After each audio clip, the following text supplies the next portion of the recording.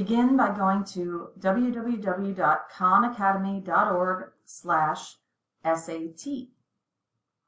If you're logged into your Khan Academy account, you should see this screen after clicking the button Let's Go.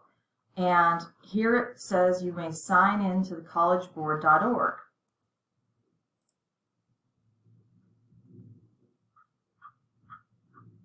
This is what it looks like when when you start to log into the College Board, and you can OK the sending of scores.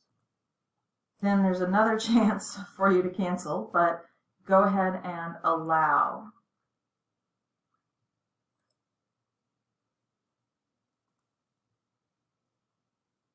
Then it will ask you if you want to connect with colleges and scholarships. I don't see why you wouldn't want to do that, but if you're not sure what to do, just click no or yes. It'll have you sign in one more time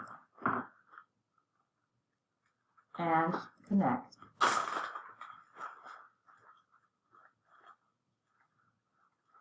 Now we're connected. You can look at your scores.